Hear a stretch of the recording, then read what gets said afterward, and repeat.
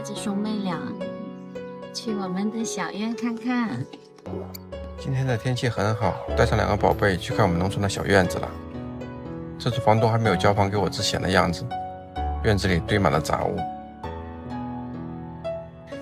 今天钥匙已经给我了，没想到房东大叔已经收拾得干干净净。轩轩刚一到这里就兴奋得不得了，对什么都充满了好奇。我答应他，接下来的3个月里，我会亲手给他和妹妹打造一个院子里开满鲜花的温馨小家。其实究竟能改造成什么样，我心里也没底。你不能弄个什么看一下啊！说干就干，你们拭目以待吧。今天就算正式开工了，眼前的任务是要先把这个临时的棚子给拆掉。它的存在显然是不符合我的审美。拆棚子的过程并不复杂，但也挺麻烦。要先把压在上面的木板一层层拿开。之前是为了防台风，棚顶压了很多木板和薄的铁片。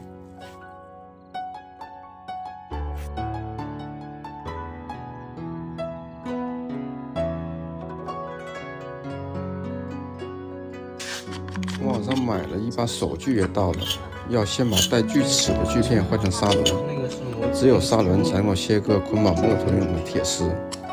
我买的这把锯安全性考虑的确实挺周到，只是由于保护罩的存在，很多角度都割不到铁丝，上下左右试了个遍，还是有死角，切不到。上上下下忙活了好半天，其实也没干多少活。干装修就是这样的吧，看和做完全是两码事儿。看起来很简单的工作，可能要忙活好半天。在拆着，这边天却要下雨了，一旁的轩妈在劝我，雨停了再干。怎么办？小雨了，下雨了，你还继续拆啊？现在雨开始。对啊。看时间也不早了，还是等第2天接着拆吧。下了1个晚上的雨终于停了，今天要接着把雨棚拆完。这一集刚好跟大家聊一聊我为什么要改造这个小院子。第1集的时候，大家见过了我的2个宝贝。哥哥今年9岁，转眼间妹妹也1岁多了。哥哥从小是外婆和奶奶2个人一起带的。因为生他的时候，我跟老婆2个人刚好在忙着省内各处开实体店。刚满月，我们2个就因为要忙着去外地开店，把他一个人扔给了外婆跟奶奶。转眼间，他的整个童年几乎就要过完了，也没有好好的去陪伴他，心里对儿子是很亏欠的。毕竟一个人的童年只有1次。而最难忘的也就是短暂的童年时光，所以一直想要有一个地方能够一边陪伴孩子的成长，一边工作。这可能也是所有天下父母的共同愿望。女儿的出生更加坚定了我一定不能再错过她的童年，要好好的陪伴2个孩子一起长大，弥补大宝所剩无几的童年时光，也让小女儿的童年充满童趣。所以才有了在农村给他们改造一个温馨农村小院子的想法。想让他们能够近距离的亲近自然，有个无忧无虑的快乐童年时光。雨棚今天就已经拆完了，接下来的工作是要砌一个花池和挖水池。儿子特别喜欢水，要求我在小院子里面一定要给他做一条小河。我还是决定先把花池砌起来。买了1车的沙和300块红砖以及10包水泥，今天送到了。大概估算了一下，砌地上的花池这些材料也就够了，因为是同一车拉过来的。卸车的时候师傅不省事儿，直接用翻斗车将我的沙和砖头一起卸了车。结果就是你看到的这个样子，砖头直接就被埋到了沙的下面。于是我需要做的就是一块块把砖头从沙堆里面扒出来。我已经热得满头大汗，一旁看热闹的轩妈竟然想起来小时候玩的扒沙游戏，几个小朋友轮流扒一堆小沙堆。谁最后把插在沙堆上的小木棍扒倒，小朋友当晚睡觉就会尿炕。我们那里是这样玩的，不知道你们小时候有没有玩过这个暴露年代感的游戏？不玩，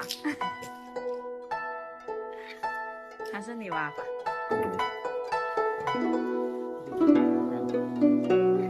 加油加油！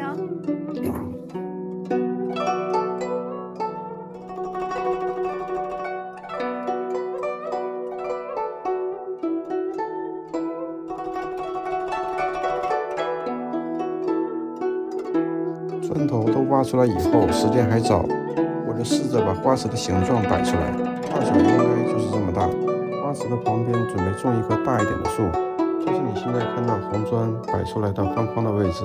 在我的审美里面，树才是院子的灵魂，你觉得呢？今天把外墙的油漆买回来了，另一次刷浆漆也不知道要兑多少水，刷多厚合适。油漆店老板告诉我，漆和水的比例大概是10:1，没有用量具去测量，我也就大概的去加水。准备今天先刷一面墙看一下效果，因为还是没有敢大面积去刷。有朋友建议我说，留着原来的水泥墙，做成复古风的效果的院子也是不错的。可是我脑子里面早已经有了这类院子的轮廓，还是坚持要把院墙刷白。虽然觉得深色墙面的花园效果也是好看的，可是浅色系更能让人心情舒畅。不知道大家觉得什么样颜色的墙面会更好看？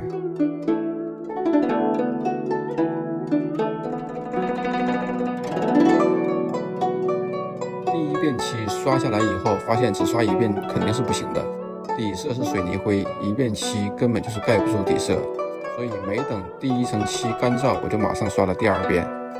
可能是因为漆面还没有干，整个墙面看起来花里胡哨。朋友告诉我说，等到漆干透了以后，颜色会变深，而且看起来也会更均匀，让我等这2遍漆干透了以后再看。到时候如果觉得颜色还是不够深，就再刷一层。所以今天就这样吧，等明天看过效果以后再说。准备砌花池了，因为觉得买来的沙有点粗。今天去买了一个筛网，准备自己做个筛沙的筛子。我今天老板告诉我说，做水泥砂浆用的筛网基本上就是这种孔径的。找了几根之前拆雨棚时候留下来的木方做支架，敲敲打打半天，把之前雨棚的废木料上面的旧铁钉拆下来几颗。因为这个筛网也是临时用的，不需要质量有多好，也就多废物利用了，能省的就省，花最少的钱办最多的事儿。这也是我自己动手改造这个小院子的宗旨。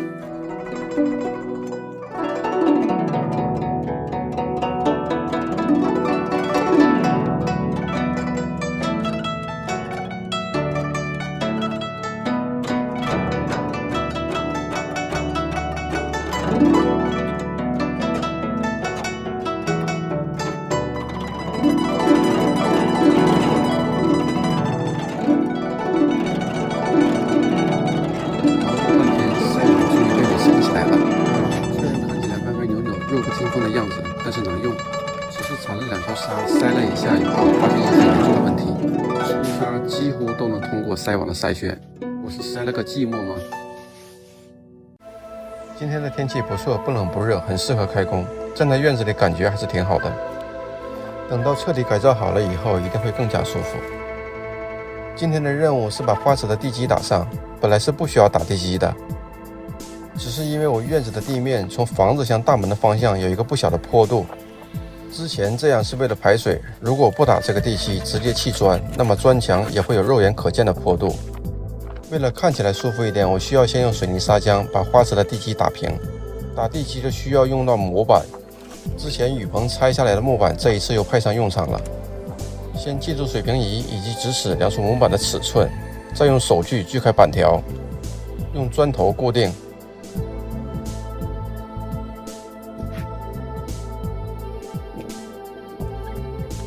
之后就是搅拌水泥砂浆，第一次自己动手搅拌水泥，按照泥工师傅的指导，水泥沙的比例是1:3。听起来很简单，真正搅拌的时候还是挺累。说起砂浆，顺便提一下昨天做的筛网。试用以后发现买的粗沙基本上都能通过筛网，所以今天搅拌砂浆的时候就没有再筛一遍了。一边干着活，一边邻居大哥过来闲聊。觉得我第一次干这个活，手工还是不错的。水泥砂浆填满模板以后，要尽快把表面抹平。今天的活就已经干完了，等到明天地基硬化了以后，再接着砌砖。今天需要返工的就是已经砌好的这2层砖。前天打好了地基，昨天已经定型了，就开始砌砖头。刚刚砌完2层，后来因为有其他的事情要处理，就停工了。结果到今天早上来了以后，却发现了一个很大的问题。昨天已经砌好的那2层，最上面的一层完全没有粘住。用手轻轻的一碰就掉下来了。现在总结砖没有粘住的2个原因，第一个可能是因为砂浆的水泥放的太少了，水泥和沙的比例不对。第二呢，就是因为砂浆太干了，水放的也不够，砂浆里面的水分很快就被砖头吸完了。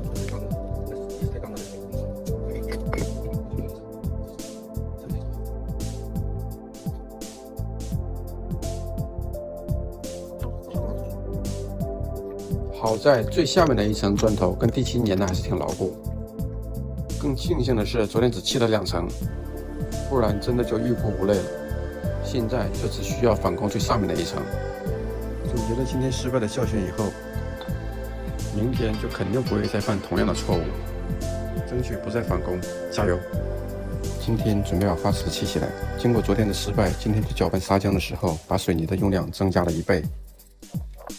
也特意搅拌得更稀了，而且按照网友的提醒，把砖头用水淋湿，这样改进的工作程序应该万无一失了吧？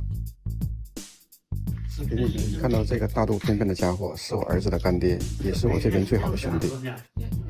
下了班以后过来看我的改造进度，顺便帮我看看哪里改的不好，手画脚一下，就像现在。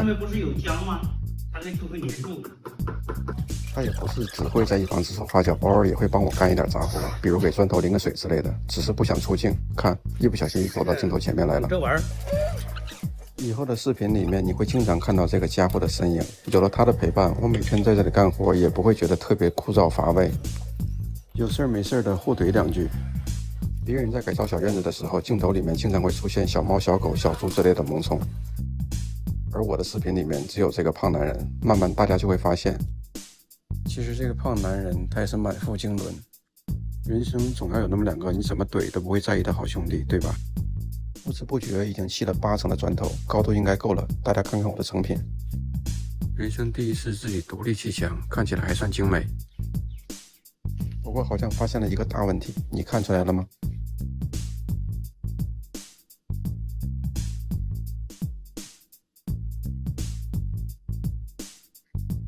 感觉特别清澈宁静。今天是改造小院的第10天，需要把种绿植的地方的水泥地面给砸开，包括已经砌好的花池，以及院子的另一侧准备种草皮、大树和水景的区域。不想整个院子的花园都是地上砌花池，另外一边就设计成地面花园。沙堆和之前的雨棚拆下来的木板都要先移到不碍事儿的地方，那些木板一直不舍得丢，不一定什么时候就又用到了。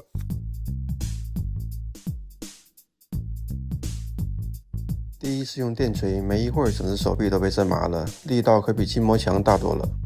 说起来种树，按照原来的设想，树是种在地上花池那边的。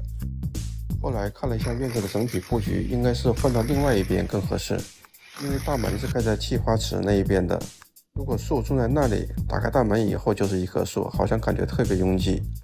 如果出入搬运大件的东西也不方便。都是我自己凭感觉去做，不知道你觉得树应该种在哪一边更好看？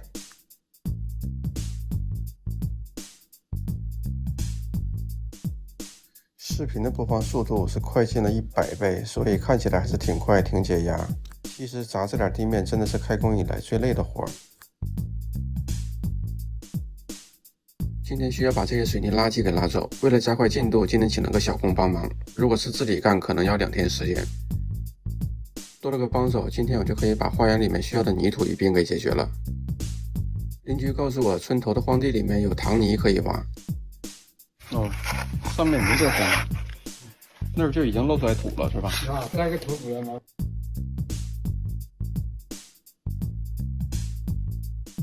取土的位置是一个废弃多年的池塘，现在已经变成了一个深坑，有一个不小的坡，推车是直接下不去的。只能2个人把挖好的泥土一盆盆抬上车。别看我花园面积不大，需要的土方量还是不小。原本是可以在地势较为平坦的地方挖土，那样就省力多了，直接铲起来装进车就行。只是因为平地的土质不如这个塘泥肥沃，池塘底部的泥土一般都是多年来沉积腐烂的植物根茎，用来栽花种树再好不过了。上上下下的抬了大几10盆。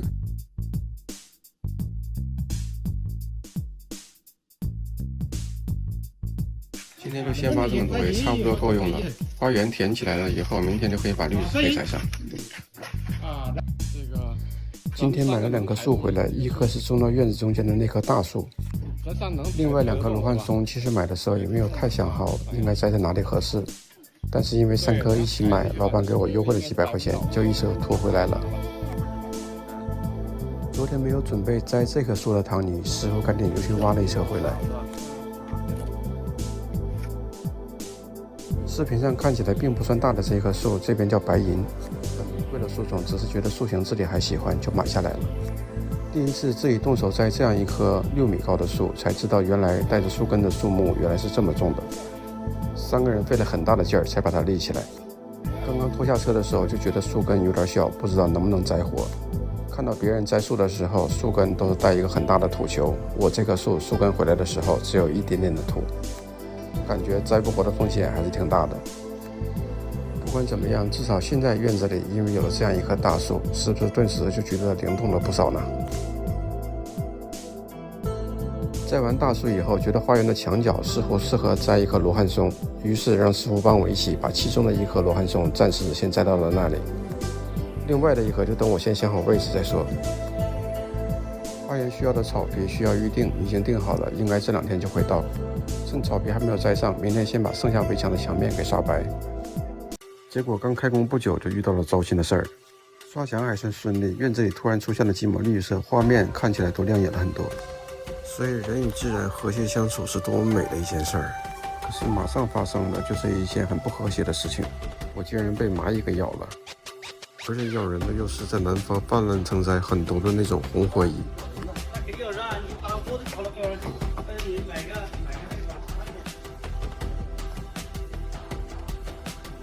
就是这一群家伙，如果不处理掉它们，肯定会咬到小孩子，所以我就一不做二不休，马上去买了蚂蚁药回来。是啊，但是你这个地方还要呢，你这个放2段，放那个砖缝里就可以了。放一点，对啊，你放那个地方它是不会吃的，它要搬到屋里去吃的。啊？我这个常用还不知道。那常识了吗？不是。芝麻包。买了几包的药粉，被我一次性都撒完了，真怕不合他们的胃口。是不是有效，要过几天才能看出来。这里完蚂蚁，还要继续把没有刷完的墙面给刷白。反反复复刷了3遍，在刷完第1遍的时候，我就意识到自己当初决定把墙面刷白的想法是正确的。白色的墙壁配上几棵绿树以后，会显得整个院子亮堂很多。这边还在干着活，就已经感觉到上午被红火蚁咬到的伤口开始痒了。不知道明天会不会肿起来，看看今天的成果吧，感觉还是不错的。这边腿上被红火蚁咬到的地方，真的已经开始肿胀发炎，而且奇痒无比。昨天已经撒了很多的药粉，今天随便再翻开一个土堆，竟然还能够看见很多蚂蚁在爬，不知道是不是药量不够。为了彻底干掉它们，只能继续撒药。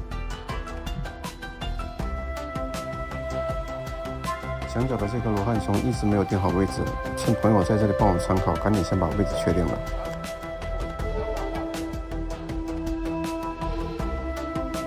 前前后后摆了好几个朝向，终于找到一个方位是看得顺眼的。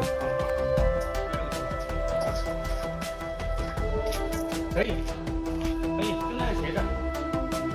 就这样确定了，终于不用把树根露在外面晒太阳了。倒不是担心它被晒死，罗汉松其实是很耐旱的。这几棵小树苗我又忘记了叫什么名字，朋友说这个也是很糙很好养的，直接插树枝就能活。还有一盆三角梅是前2天花市买回来的，今天也一起把它栽好。作为小院里面第一棵带颜色的花朵，绿叶丛中一点红，花虽然不多，但是气质拿捏的还是很到位，你觉得呢？因为修剪草坪也是个技术活，而我刚好又没有那种技术，所以特意买了那种长不高的草种。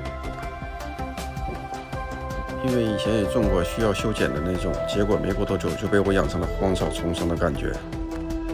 在铺草皮之前，其实还有一个工序，因为时长的原因我给删掉了。要先把花园表上的泥土给拍碎。我是用了好几种工具，费了很大的力气，才把土层大概的拍到可以铺草皮标准的下限。因为我花园里面用的是糖泥，不像地表土那么干爽。挖回来的时候都是一块块，现在也没有干，所以比较难搞碎。草皮的质量还好，都是很完整的4方块，所以我铺起来也比较顺手。很快2个花园就已经铺完了。花园这棵树的树根下面，之前想过铺鹅卵石的方案，可是最后还是觉得铺上草坪感觉会更好。整个院子我是希望除了给宝贝们留够玩耍的区域，尽量多的铺草坪。其实我是喜欢大块的草地，只是限于院子不是很大。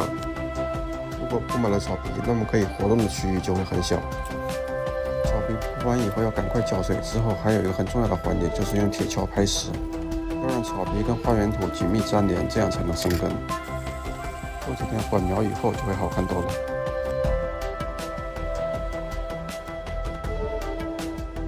让我赶紧把树枝都砍掉，减小水分的蒸发，看能不能救过来。掉叶的原因是树没有生根，水分供应不足，树叶没有水枯萎了。看到只留下一个光秃秃的树桩，但愿这最后的一招能管用。必须要先把这个水院子的排水先解一个，这个回去。今天的任务是把院子的下水要搞好。院子里原有的下水口跟院子地面中间，因为我现在设计的水井等于一根大路分离了，要想用回这个下水口，就必须要接一段排水管，把下水口跟院子的地面重新再连接起来。这样院子里的雨水和洗刷院子的脏水才能够顺利排出去，而不至于流到我的水井里面。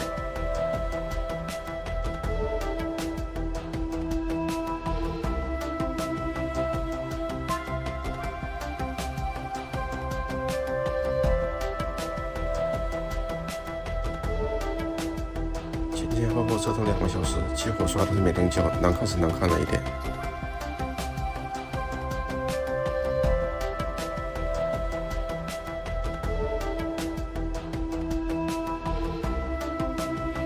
接水测试成功，简单的排水系统算是顺利竣工了。首先要做的就是把这条旧的水管先要剪断拆掉，之后重新布一条新的水管，从围墙上面走到门口处。因为这边有花园草坪，日常需要淋水，所以这面墙上还是一定要留一个水龙头。主进水管在围墙外面的墙角处。不知道当初为什么要把这条进水管给接到墙的里面，变成明管。其实完全可以在墙外走一条管道，之后打孔接个水龙头进来就好了，施工的难度是一样的。估计原来房主在建房的时候也完全没有想到过，今天这条水管会变成碍眼的存在，随随便便就接上了。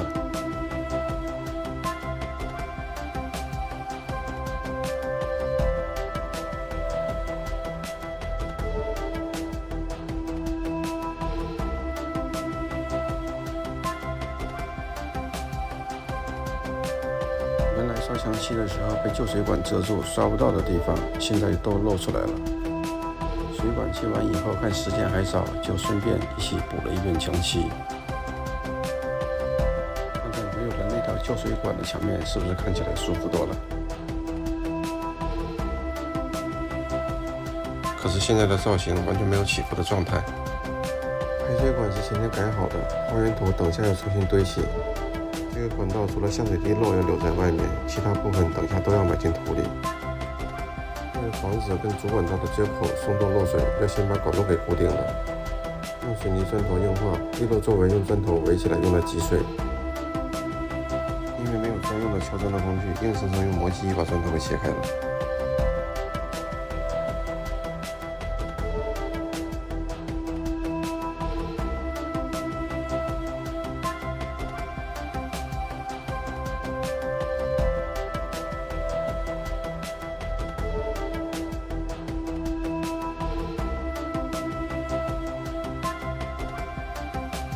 现在整个花园的形状从头到尾就是一个朝阳坡，为了看起来有起伏的状态，就要把中间挖地，把罗汉松的墙角给堆高。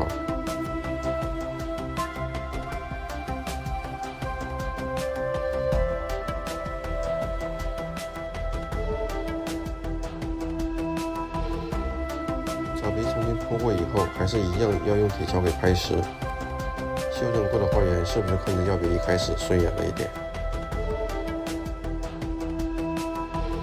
其实这给我出了一个不大不小的难题，难的并不是这条小溪做不出来，而是限于小院的空间，水道必须沿着围墙走，能够做这个水系的长度也只有这么2-3米。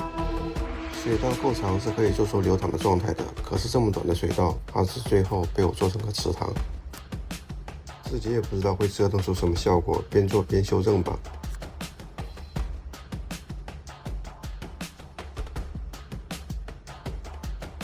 刚刚挖好了坑，准备放这个黑桶进去做水泵室。这是一个比较省事又便于以后清洁的方案。如果不用这个黑桶，直接挖坑放水泵进去，一是表面粗糙，日后清洁是个难题；二是渗漏也是个不可回避的大问题。虽然我现在也还没有想好水道打底到底是用防水布还是用水泥砂浆，之后刷防水漆，但是水泵室用这个水桶做的方案应该是没错的。循环水管也要埋到水道底部。水泵室周边要用水泥砂浆来护坡。以后这个坑里面会装满水，护坡以后还要再刷防水漆，用来防止渗漏。今天就先做这么多，等明天水泥硬化以后再接着做。有些工序必须要等到前一个工序水泥干掉以后才能往下进行。昨天先是把水泵室的黑桶镶进了地里，循环水管也固化到了河床底部，后来又把整个河床都用水泥砂浆覆盖了一遍。小溪的另一头打算做一个流水瀑布，实现瀑布的方案是在这一头用石头垒一个假的小山，之后水流从山石中间流出。为了减少石头的用量，要先用泥土堆起一个小山包做底，之后在上面堆起石头做一个山的造型。对于解决小山包防水的问题，我跟朋友的意见是不一样的。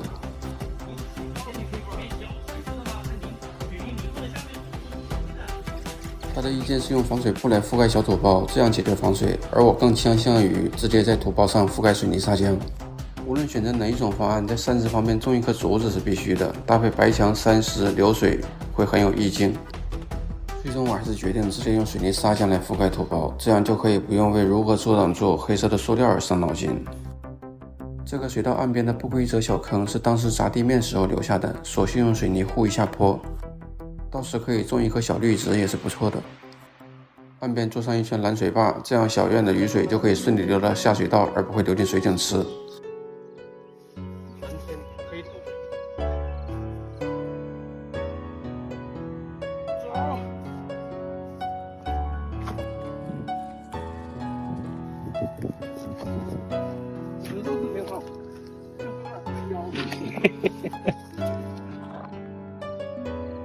做小院的水井需要用到不少的石头，之前已经来捡过几次，觉得还不够用，今天和朋友又过来。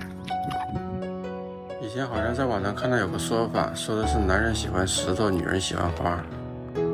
不知道其他人怎么样，反正我们两个看到这些石头都如获至宝一样。发现石头的这个地方就在城郊的一个公路边，原来应该是建这条路的时候临时的一个石场。公路完工了，就到处还散落着一些碎石，这么适合做景观的石头用来铺路，着实是有些浪费。公车。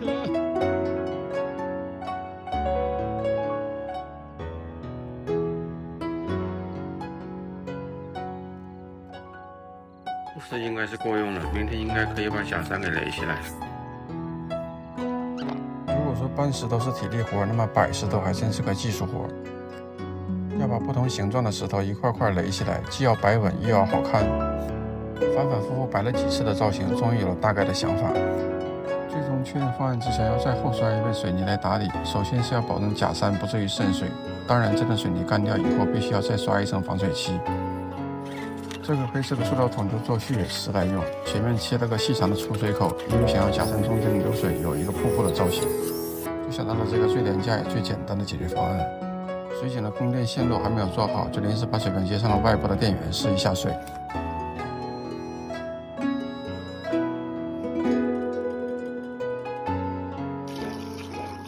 大概的效果就已经出来了，日后再搭配上绿植会更好看。不过也发现了一些问题，一是河道渗水严重，防水是必须要做的；第二是蓄水池用塑料桶还是不行，因为桶是软的，装水以后会变形，就导致了出水并没有形成让我很满意的瀑布造型。当然石头还不够高，要继续再堆高一点，明天接着干吧。拉一个断桥。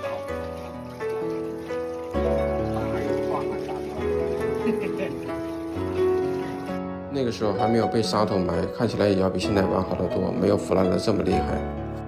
当时就已经看上了它，只是限于家里没有能用上它的合适场景，就一直没有动。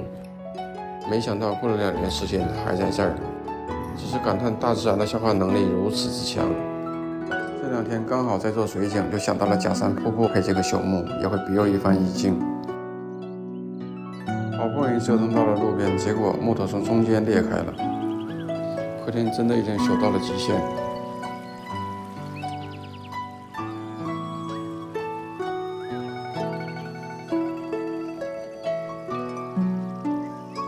冲洗干净了腐烂的碎木渣，剩下的也还算硬实，暂时先放到一边，等假山堆起来以后再看怎么搭。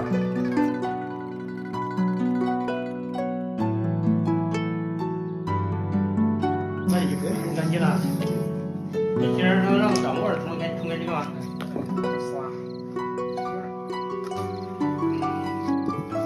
但愿这个可以解决问题。防水胶是和水泥按照一定的配比搅拌在一起涂刷的，刷的比较保水，干燥的很快。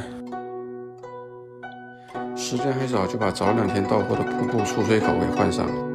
之前试水的时候是用简易的塑料桶，虽然成功实现了功能，但是瀑布的效果并不理想。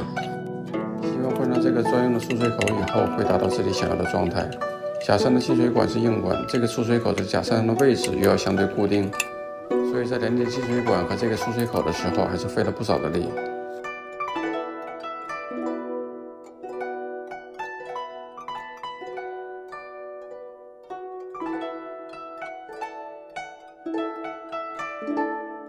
反反复复折腾半天，终于算是完工了。加水试一下效果。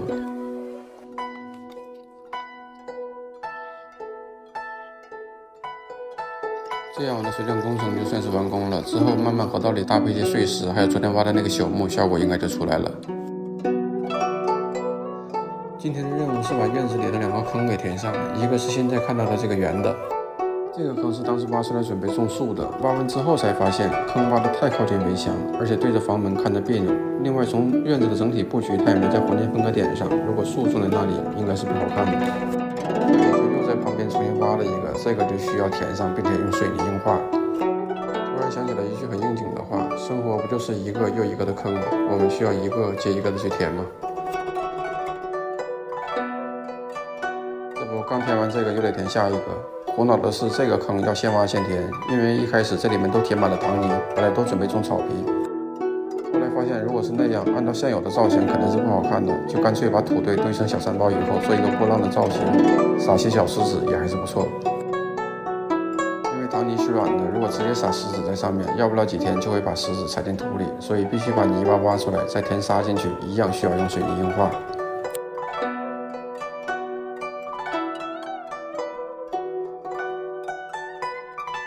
这样效果就出来了。等草皮全部反清了以后，效果应该会更好。首先进场的是泥工，因为房子现有的门窗都是不锈钢材料的，跟院子的风格严重不搭，所以要拆掉，全部做成木质的门窗。不管是拆换旧门窗，还是洗手间贴瓷砖做上下水，这些工作都需要比较强的专业性，毕竟好看也要安全和效率。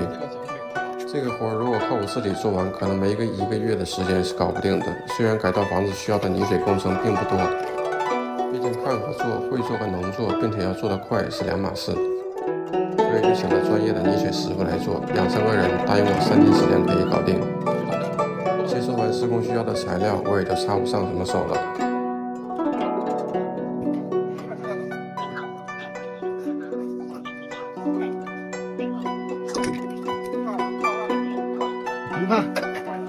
不会，这个管好了，摔烂的话就差劲了那管。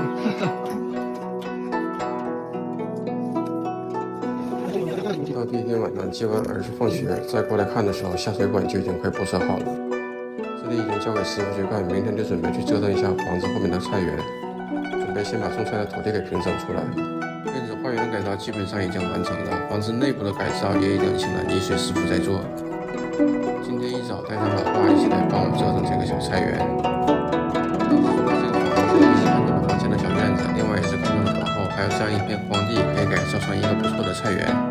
从小在农村长大，自己快乐的童年时光都是在农村度过的，一直是想要找回每逢夏天在自家菜园里摘菜的那种满满的收获感。为了让孩子们能够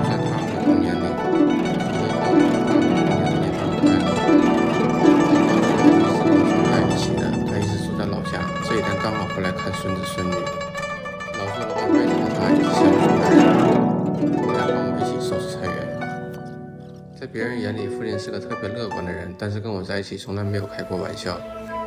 可能多数父子之间的感情就是这样吧，互相惦记、关心着对方，却很少在言语上表达出来。自己做了父亲以后，才越来越能体会到“父爱如山”这个词究竟有多大的分量。这个小野草在我们老家叫天儿天儿，是这样发音的，一定要有儿化音。没想到这里也有，老爸非要把它挖出来种到我菜园旁边。成熟的果实是黑色的，有一点甜，小时候小伙伴们都会摘来吃。不知道你们有没有吃过，在你们那里叫什么名字呢？买这几个树桩的作用，事先提前准备好，准备过段时间天气真正热起来了以后挂遮阳网来用。这轮夏天的时候将近40度的高温，如果不遮一下太阳，那这些小果菜可能都是没有办法生长的。鱼报并没有买得太高，主要是为了好看。这附近并没有散养的鸡鸭鹅狗之类会在菜园捣乱的小动物，就算有，鱼报这部分的动物是挡不住的。既然装了铝环，那总是需要有个门才像样子。两个人研究了半天，最终才确定下来应该用哪种方式来做这两个小门。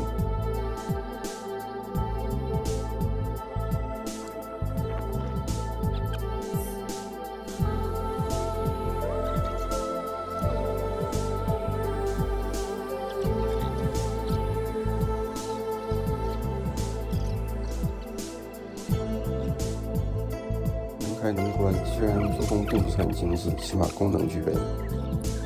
两扇篱笆之间用螺丝固定好，连接牢靠了才能抵挡住马上要到来的台风季，不然一场台风下来，估计就会被吹得七零八落。看一下整体效果，似乎已经能够想象到，过不了多久，一片绿油油小菜园的丰收景象了。今天是改造小院的第29天，昨天泥工师傅已经完工撤场了。原来的不锈钢门窗都已经拆掉，并且门框也封好了，就是现在看到的这个样子。今天过来把最右边房门口的临时雨棚给拆掉，雨棚已经搭建了很多年，所以要拆掉它，一是因为上面覆盖了一层木板都已经腐烂风化，留在这里不安全，也不好看。还有一个原因就是上面容易藏一些小动物。今天把它全部拆除以后，把木工门窗做好了。打算在这里做一个可以伸缩的那种遮阳棚，简简单单的遮阳棚搭配木质门窗，应该也会很好看。改造房子的木工要比泥工的工程量大，房屋的吊顶、门和窗都是要现场做，所以这个也是一定要请人的。师傅已经找好了，准备这一两天就开始动工。这木工还没有进场，明天先把房子的外墙漆给刷了。颜色也准备跟围墙一样，整体刷白色的漆。原来挂在这个位置的空调外机，现在移走了以后，是不是看起来整个墙面都整齐了很多？今天要做的是刷房子的外墙漆，要趁木工之前把外墙漆刷完。如果等到门窗做好以后再刷漆，还要再考虑包门窗口的问题，那样就会增加不少的工作量。这个墙漆一样需要刷2到3遍，在刷第1遍漆到一半的时候出了状况。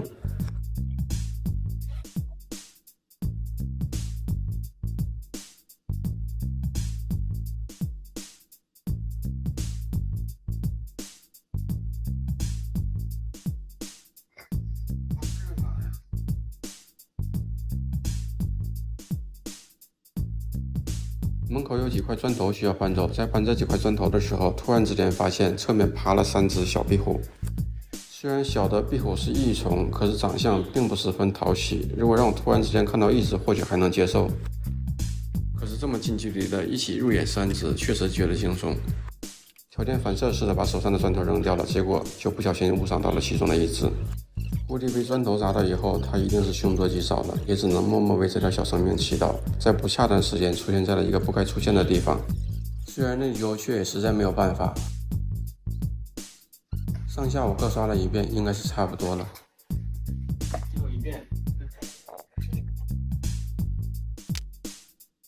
今天木工就开始进场装修了，首先是做门窗，之后再做房间的吊顶。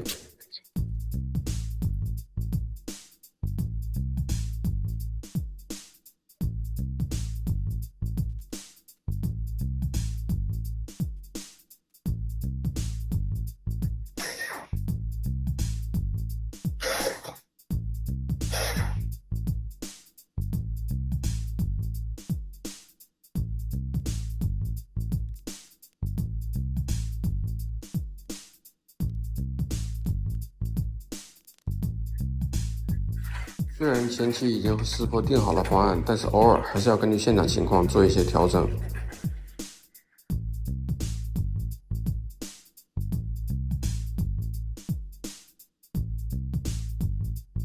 特别喜欢从房间里面望向院子花园的感觉。木工就已经基本干完了，门窗的玻璃是定做的，过2天装好以后就算彻底完工。房间里面的吊顶是木工师傅安装的，桑拿板一条有2米多长，必须要2个人才能够钉到天花上。一开始的时候并没有计划吊门口的天花，木工的工钱是整体打包谈好的，当时的价格没有包括门口外面。看着材料还够用，就决定自己把门口的天花也吊上。这里需要的板材比较短，我自己也能够搞定，就自己来了。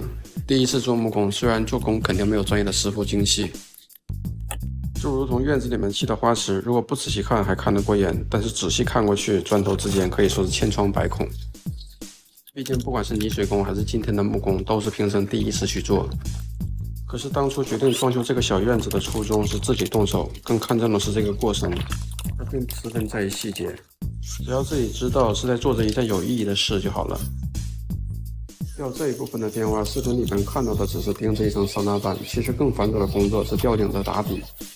这个程序我足足做了有1天的时间，要在墙壁上、天花上各钉上一圈的木方来做支架。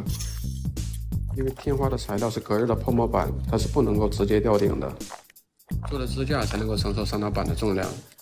吊到顶的效果就像视频开始的时候看到的一样，还是比没有吊顶要好看多了。你得要那啥呀？你那配好了吗？啊，没配是吧？没配呢。今天的任务是把刚刚做好的门窗给刷一遍油漆，结果刚刚开工不久就又遇到了一件糟心的事儿，完全打乱了今天的工作计划。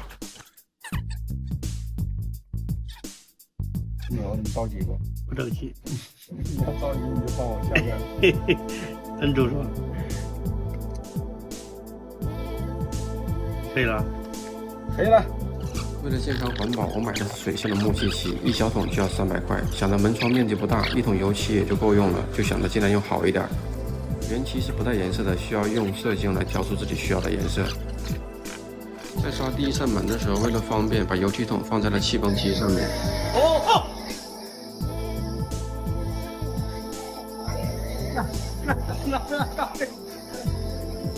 前面装电的师傅突然开机，气泵震动的厉害，油漆桶整个从气泵机上面翻下来，就是你看到的这样。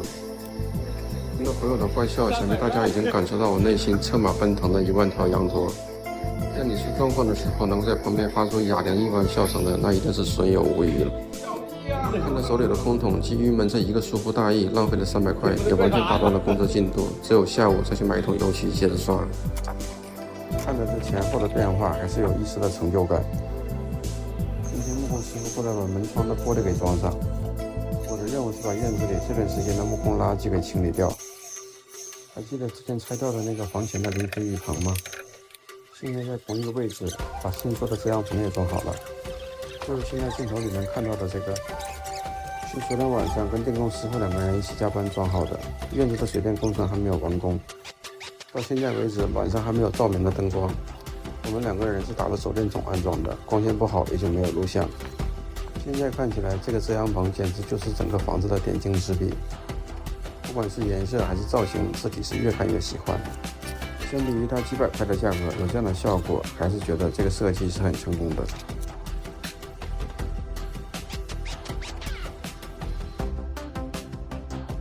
虽然院子不大，但是要把积累这么多天的垃圾给打扫干净，我还是花了1个下午的时间。门口的这2扇不搭吊的大铁门，改造之初是想着拆掉重新做成木的，现在准备换个方案去改造它。后来店没有开了，就一直放在亲戚家里，距现在已经将近10年的时间。当初没舍得扔，就是想着以后不一定什么时候会用到，没想到果然今天派上了用场。虽然破旧，但是颜色还蛮符合小院的气质，因为时间久远，很多木板都已经被重铸了，可以从中选出一部分好的，继续行使它们作为座椅的使命。另外一部分不能继续用的，就拆了改造成其他能用的东西。比如院子里还缺一个洗手池，这不就是很好的改造材料？用拆下来的木板拼成洗手池的台面。为了让这个洗手池更耐用一点，用桌子本来的木腿也是不行的，所以今天就先用砖头把洗手台的2条腿给砌起来。即将要完工的时候，发现今天的活翻了车，2条腿砌的都不直，而右边的一条更是惨不忍睹，肉眼可见的 S 型。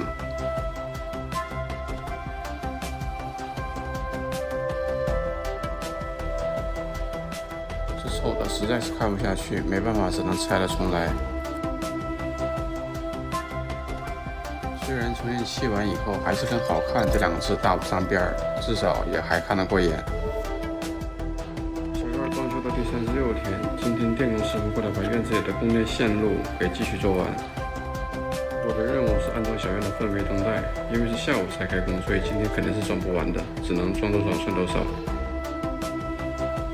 房檐下面之前是用桑拿板吊了顶的，灯带只需要上目录式固定就好了。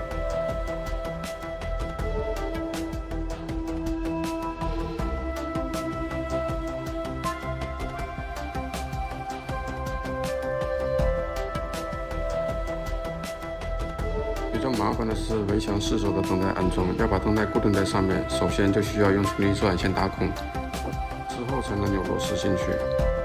为了让灯带装好以后不至于七扭八歪，水平是一定要做的。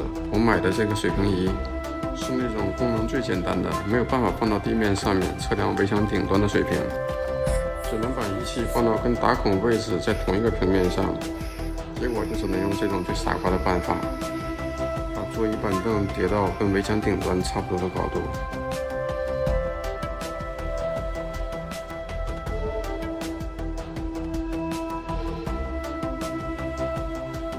这个看起来就不难的工序，就让我从天亮搞到了天黑。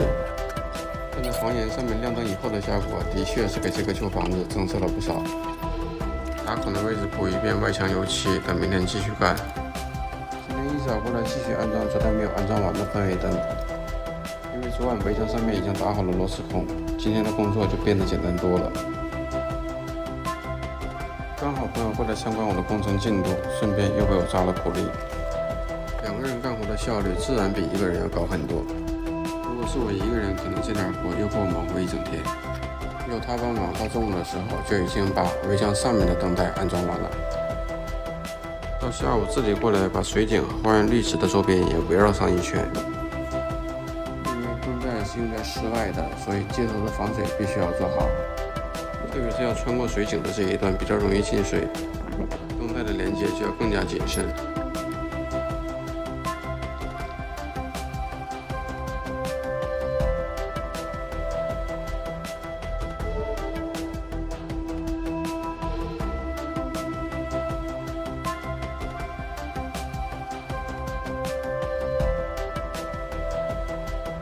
在太阳还很高的时候，就已经全部铺设完成了。今天收工的比较早，就等改天再看一下晚上的亮灯效果吧。改造大门用的竹排今天到货了，特意叫上朋友过来帮忙。竹排是按照大门的尺寸编好了发货回来的。一直以为竹排用的是那种拇指粗细的竹子编造的，收到货才看到，原来比我想象的要粗上1倍，只是这么一算就大几10斤。必须要2个人才能安装上去。所谓安装，其实也就是把竹排贴到门上之后，用铁丝扭紧固定。别扫过去，是不是？也看不太出来。之前有一期里面提到过，改造大门的方案改变了，但是当时没有细说到底是改成了什么方案。原计划是把这2扇铁门完全拆掉，之后在原有的位置用木工重新做2扇小一点的木门。但是后来想了一下，这样重新做2个门的材料加人工，没有几千块钱肯定是搞不定的。觉得花这些钱用来改造2扇门实在没什么必要，就干脆想到了这么一个看着虽然粗糙，但是巨省钱的办法。这看起来要比原有的铁门更加符合院子的风格。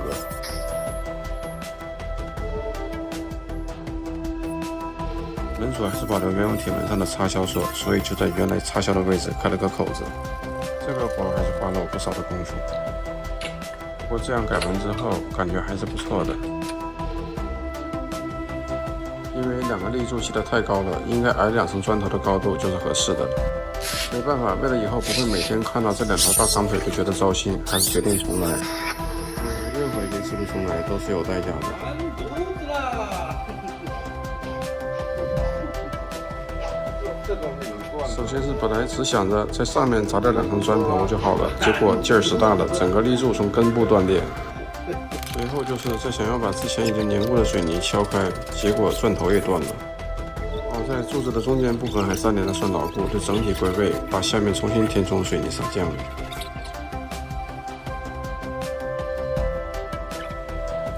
这边一边干着活，一边下起了雨。下雨总比晴天太阳暴晒要好，这样新填充的砂浆就会有充足的时间来硬化，而不至于很快失水干裂。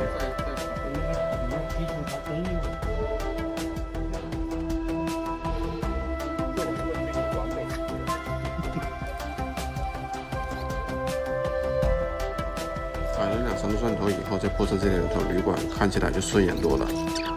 等到明天干了以后，就接着再铺木板装洗手盆。这样一拆一装，算是改造小二的40多天以来第一次真正的旧屋改造。把之前吊顶的时候剩下来的木方截断了，作为台面的轮毂。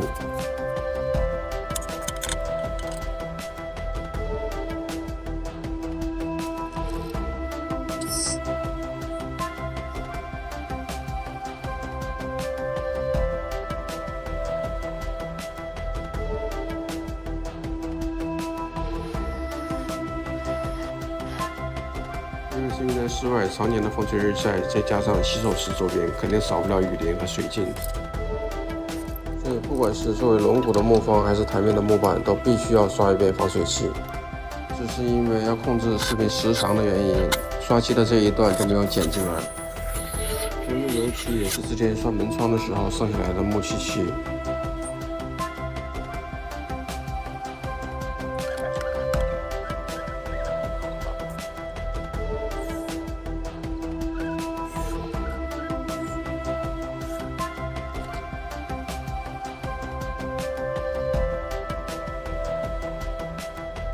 听说改这么多天，终于今天把院子里的洗手台给做好了，看一下效果还是不错的吧。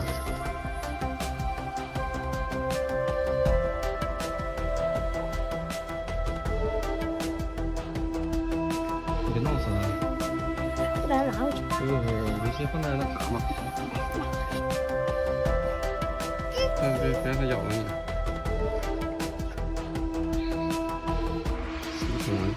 你认识吗？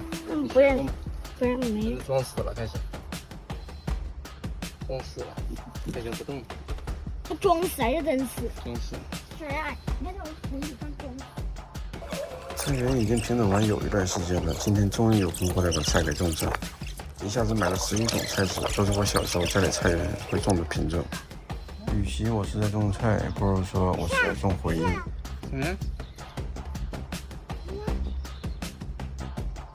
你就站着吧，先。哎呀，我把这种一个种子了。奶奶，你咋放了一个种子？那你自己起来不就完了吗？小女儿刚刚没有站稳，摔了个屁墩儿，现在正靠在奶奶身上求安慰。再放一个粒。对啊，每个坑里面放2粒。但是每个坑长出2种菜吗？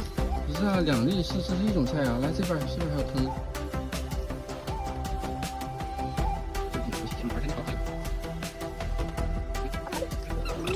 今天是儿子第一次体验菜园种菜的整个过程，亲手把种子埋进土壤。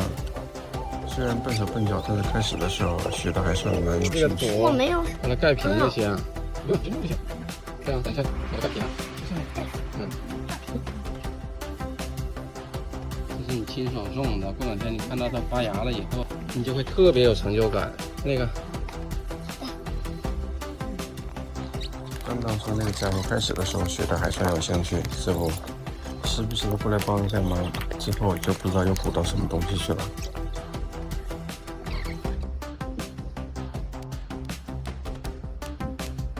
哎，好。哦，这是小西红柿。好的。刚刚哭了一场的小女儿，这会儿远远的坐在凳子上，一副大佬模样。